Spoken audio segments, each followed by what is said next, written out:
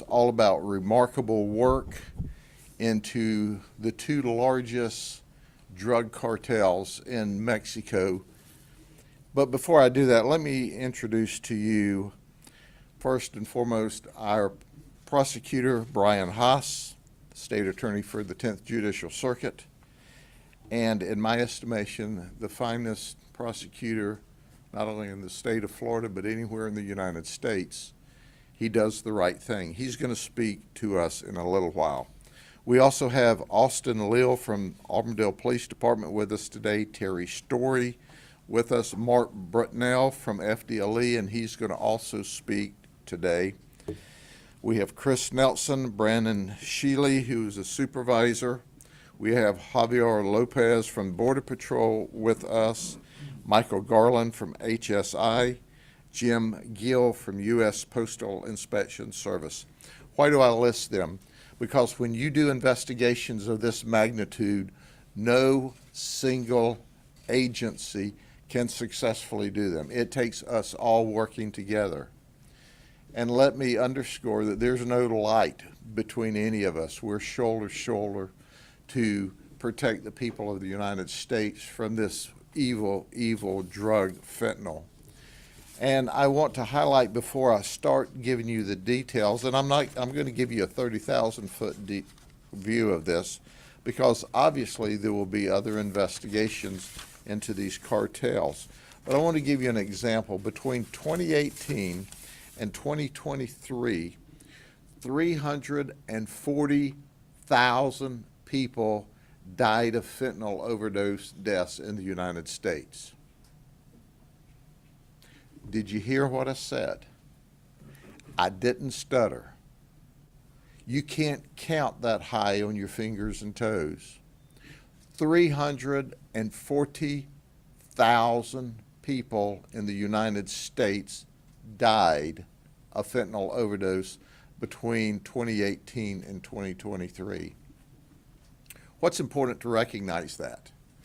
Why it's important to recognize that is simply this. Do you see anyone in the United States up in arms about that? Anyone? Do you see anyone saying, we've got a crisis on our hands? Do you see anyone saying, we have an epidemic on our hands? Do you see it leading the evening news? And the answer to all of that is no, no, no. Well, in fact, we do have a crisis when 340,000 people have died in 5 years in the United States of America from this overdose of fentanyl. So I ask you this, what would we be doing if 340,000 people died from the food served in the cafeterias at elementary schools in that period of time? How would we react? How would we react if 340,000 people died in county jails from us feeding bad food? There would be storms. There would be people fired and unelected. There would be congressional investigations. Every state would be doing investigations. But yet we pretty much sat silent while 340,000 people in the United States died from fentanyl overdose. And where does the fentanyl come from? It's coming across our southern border. Now, the good news is, since the border's been shut down, we've seen some drop in that. Since these massive investigations have occurred, we've seen a drop in that. But I want to get back to where I started. And where I started was simply this. We all work together to protect people and keep people alive and safe. So let me introduce you to the Sinaloa cartel and the Jalisco cartel. The Sinaloa cartel has been weakened some with the arrest of its leadership. They're actually working together some with the Jalisco cartel, which is the two largest drug trafficking organizations in Mexico. They call it transnational criminal enterprises. These people are violent. These people want your money, and they don't care whether or not they take your life. So we start out with these two groups of very dangerous people delivering a very dangerous drug. This is not the only drug that they deal with, but we're going to focus on fentanyl today. I'll give you really the 30,000-foot overview. It started in July of 24 with a fentanyl pill investigation. Between July 24th to January of 25, there were 8 kilos of fentanyl pills, or 80,000 pills, that came in from Phoenix. They came across the border in Mexico to Phoenix and ultimately to us. There were 6 operations during this total time with about 8 kilos of drugs that were seized. And then in April 28th of 25, we seized 4 more kilos, 40,000 more pills. It was delivered by Regina Headsmith of the Sinaloa cartel. So these are the 2 representatives we arrested from the Sinaloa cartel. These are the folks that were assigned to the Jalisco cartel in the pending operations. So we ultimately arrested her for delivering 4 kilos of fentanyl pills, and she delivered those to Lakeland, Florida. She was ultimately arrested on June the 19th in Maricopa, Arizona, Maricopa County, Arizona. And then there was Adrian Munga. He flew from Phoenix to Tampa to Bartow to pick up the cash for the 4,000 pills. He was arrested on June the 17th when he came a second time to bring us 4 kilos of. So between all of their transactions, we seized 35 pounds of fentanyl pills, or about 160,000 pills. Now, 1 pill is a hit, 1 pill. But understand, we had 160,000 hits. But that's not enough. The good dealers will tell you when you buy these fentanyl pills that, hey, if your body's not used to it, don't take more than a half pill, or we suggest you start with 1/4 of a pill because it'll kill you. Now, your drug dealer's telling you that you should start with 1/4 pill because if you're not an experienced doper, it'll kill you. Then move up to a half pill and then a full pill. These pills are pressed in Mexico. There's no quality control over this. So you don't know how powerful this pill is. But 160,000 pills. Now this Jalisco operation was totally separate. It was not pills. This Jalisco operation was all powder or bricked up. And it also came from traffickers out of Mexico, not related to the pill side. And the investigations started and proceeded when let me get past my notes here, because we took the Sinaloa group off, and then we started working on April 2025 on the powdered operation. And we worked from Alberto Diaz. He flew from California to Tampa to Bartow, and he brought drugs. He was a transport guy. Oh, by the way, he brought his daughter with him. The 2 of them were involved in transport. We learned that they transported for the Jalisco operation and also picked up money. We found out that Gloria Trujillo Duque, who's 44, from Atlanta. She brought 5 kilos that originated in Mexico. She came from Atlanta, and she was the money person for the cartel. Her job was to do the finance. Keep in mind that in addition to that, we had a cousin to Miguel who brought 5 kilos in. She's the only one that's on an immigration hold for violating her permit to come 25 miles inside the U.S. border. Somehow when she ended up here, we calculated she was just a little past her 25-mile limit. On April 28th, we got 5 kilos from Mexico. And how are they delivering it to us? In batteries. You see the pictures, and it's in the battery. That's right. So when you see someone on the side of the road maybe putting a new battery in their car, you think to yourself, they've got a bad battery. They had to get another one.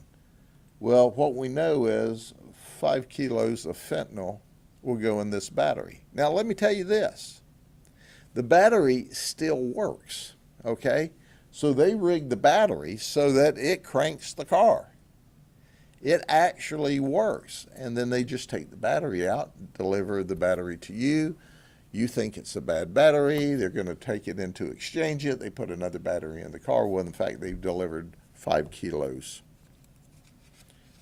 May 24th, we take a delivery in Auburndale.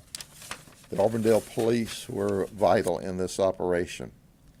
And we seized another 29 pounds of pure fentanyl. Let me say that again. 29 pounds of pure fentanyl. So between the two operations and the different deliveries of the drugs, we looped all of these folks in as either couriers of the drugs or financiers to pick up the money or transport people. And we seized a total of 64 pounds. 64 pounds of fentanyl in these two operations. That's enough to overdose and kill 14.5 million people. Let me say that again. Our detectives and our agents from the federal, the state, and the local level potentially save the lives of up to 14.5 million people. Or think of it this way. We seized enough drugs to overdose and kill everyone in the state of Ohio, or everyone in the state of Pennsylvania, or everyone in the state of Illinois, and have drugs to kill people left over. So when you look at these undercover agents that risk their lives in doing these types of operations, and then you see it as a risk to their life just to handle this stuff, let alone the violence and the guns and all the other issues they have to traverse in a high-level, large-scale investigation, you understand why our detectives and our agents from the state and the federal government are simply the very best. So will they ever get the appropriate thanks for saving lives? Absolutely not.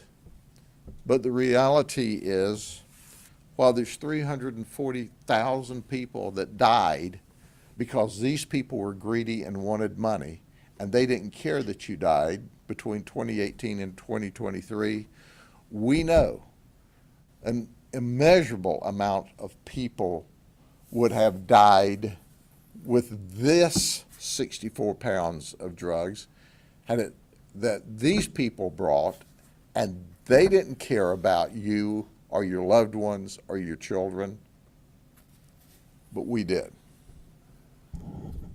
And that's why people are alive today, because of the work that our folks did. Let me first turn this over to Mr. Haas, our state attorney, and our colleague, and the prosecutor who's going to make sure that these folks are held accountable by our criminal justice system. Mr. Haas. Thank you, Sheriff. You know, I think when you consider the numbers and the amounts of drugs here, it can be overwhelming when you consider the danger to our community and all the people that are coming and going. These cases just don't make themselves. They don't just magically appear. The reason why you keep coming to these press conferences here in Polk County is because of the leadership of Sheriff Grady Judd. He is the one that absolutely insists that we do not let up, that we are going to continue to pursue the folks that will bring these dangerous drugs into our community. And the wonderful detectives and law enforcement officers that are working with him, both from the sheriff's office and the partner agencies, they are true heroes to everything that you're seeing here today. They're the ones that basically put their lives on hold and do this job when it may be very inconvenient for them for personal reasons, family reasons, but they keep up the fight and they insist that these cases are made. And the quality of the cases is critical. Arrests are very important, but we know that true justice comes at the end of the case when these very dangerous people are put in prison for a very long time. And that's why the details, the attention to detail, working very hard to make sure that we have a prosecutable case that we can get across the finish line is absolutely critical. And what a great honor it is to be a prosecutor in the state of Florida with a governor and a legislature that supports us by making sure that we have the laws that we need with very strong mandatory minimum prison sentences and adequate funding for all of the operations. It's so important, and it is different in Florida. So it's great to be a state attorney here, and particularly in the 10th Circuit, and partnering with Sheriff Grady Judd and all of the great state partners that we have. So we are ready to take these cases. We've been working with the detectives from the beginning, and this is an important day, but there's a lot still to come on these cases, and my prosecutors are ready to go. So, Sheriff, thank you. Thank you, Mr. Haas. Let me introduce you to Mark Brutnell. He is Special Agent in charge of the Tampa Field Office, and he's going to speak with us today about a very important piece of our ability to do these investigations. Mark? Thank you, Sheriff. Good morning, everybody. On behalf of Commissioner Mark Glass, I'm Mark Brutnell, the FDLE Special Agent in charge for Tampa Bay. Thank you for being here. I'm honored to stand along Sheriff Judd and State Attorney Brian Haas for today's announcement. Today's arrests are one of many that have resulted from the funded granted by the State Assistance for Fentanyl Eradication, or as we call it, SAFE, which is a statewide program. I'm honored to also say that the Polk County Sheriff's Office has done quite an amazing job when it comes to the SAFE program. So I pulled some numbers for the SAFE program just specifically to Polk County Sheriff's Office. In 2 years, there have been 13 approved SAFE cases with the Sheriff's Office. Of those 13 cases, under Sheriff Judd's leadership and the investigative team in the back there, 42 arrests have been made, 48.5 kilos, or as the Sheriff has talked about today, over 100 pounds of fentanyl has been seized, in addition to 12.5 kilos of cocaine. So the entire state of Florida, the Polk County Sheriff's Office is responsible for 26% of the seizures statewide when it comes to fentanyl. To put that into perspective, what they've done here with their cases, they have saved over 24 million lives. The 100 pounds of fentanyl that these folks have seized is enough to kill the entire state of Florida. That's very scary. The success of this operation is a reminder about the importance of partnerships and support, not just between agencies, but from the top down. As Governor DeSantis and our legislature, they continue to work to support law enforcement and ensure the protection of Florida's communities. I'd like to personally thank the investigative team. I worked narcotics for 10 years, a long time ago, and I can tell you you guys have a tremendous amount of patience. These folks don't have watches. They drive me crazy. See you at 2 o'clock, which means midnight. Your dedication and your ability to just stand fast and continually to work these cases is very impressive. So in Florida, keeping our families safe is a top priority. And this case is a great example of the tireless and dangerous work being done by the folks in the back. Again, thank you for all your hard work. I appreciate your time today. Thank you. Thank you, Sheriff. Thank you, sir. Let me give you one last look at this and to tell you what some of the problem is in areas of this country. Gerardo Valencia Cervantes, he's 34 from Georgia. In 2021, he was arrested at a lab with 60 kilos of liquid meth. He was given 4 years. And he's out and we're arresting him again. This guy is evil in the flesh. He's personally responsible for the death of many children and many people across the United States. These operations we talk about that we do are not Polk County centric, but they're Polk County investigated centric because of the agents with FDLE and my narcotics team, which simply is the very best. But think about it. How in God's green earth did this guy get out of jail in 4 years when he's got 60 kilos of meth? And he's on to kill other people. This is real, folks. And I want you to understand that it's not over. We're going to continue to work together.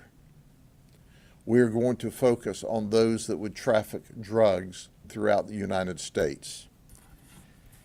And if every law enforcement agency in the country cared as much as the feds that work with us, FDLE, the local police departments, imagine how many lives we would save, because we know that they have been, for the last 5 years, flooding the United States of America with fentanyl and with meth and with cocaine. And our prayers are, with the border sealed, that would dry up significantly. But where there's a will, there's a way, there's a new way that we'll have to figure out how to catch these folks. But I can tell you, the best in the business that are wanting to save the lives of your children are working together. Thank you. God bless you. And are there any questions? Yes, ma'am. Just to clarify, were these individuals specifically operating in Polk County, or were they brought here through your communications with other cartels? These folks are international drug smugglers. So during our investigation, we determined that they are international drug smugglers. And they were brought here because they will smuggle drugs any place. So if it weren't for our undercover work, a person could buy the drugs in Polk County or Florida or any other state, and they would deliver them, they would sell them. These are the traffickers. These are with the Jalisco and the Sinaloa cartels that are manufacturing and running huge illegal operations, transnational organized criminals. And what we're catching is, if you will, their field agents.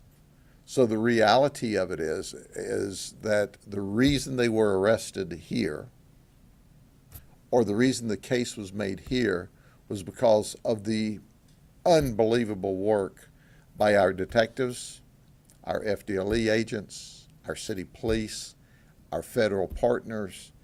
And the reality is, don't think for a second all of these drugs would have come to this county. But don't think for a second that some of them wouldn't have if we hadn't have been the guys buying them and ultimately arresting the people.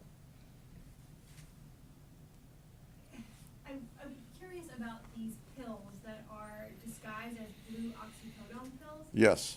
Because do people who take them know that they're pure fentanyl? But you said that they're warned and they probably don't want to kill off all the customers. Yes. So. Well, some of the history you can go back to. If you go back, 20 years ago, when the state was wide open and people were coming from all over the United States to buy OxyContin and oxycodone pills from pop-up pharmacies. Well, some of them, the oxycodones, 30s, were the pill that was popular. Florida shut all that down. Pam Bondi, by the way, was our Attorney General at the time. Now she's our U.S. Attorney General, one of our friends, and did a remarkable job with FDLE and other agencies across the state, to include us. So what happened? There was the market there, so that's when Sinaloa and the cartel stepped in, and they said, hey, not only will we sell this fentanyl, but we'll also pill press it to look like the oxycodone 30s. So it was a gap to fill that quote-unquote legal government permitted gap at the time, which obviously wasn't legal, or the government didn't sanction it either. So that's kind of the long story to this. But the users are buying it knowing it's fentanyl. Yes, absolutely. But yes, because it's their substitute. It's their substitute for the opioid that they got before. And once again, the good dealers, quote unquote, the good dealers are saying, don't take a whole pill. You don't know how strong the pill is. You don't know what your tolerance is. Start with a quarter of the pill. So Sheriff, would you say that since the border has been secured, that there has been a decrease in the drug flow that you've seen to Polk County? Yes, not to Polk County, across the border. Since the border has been sealed, the reports to us is there's a decrease in the volume of drugs that's getting across. Some is still getting across. Make no mistake about that. I don't want to suggest that it's not. But with operations, Governor DeSantis asked the legislature to fund this SAFE program so that we could work at this high level and intercept these big-time traffickers.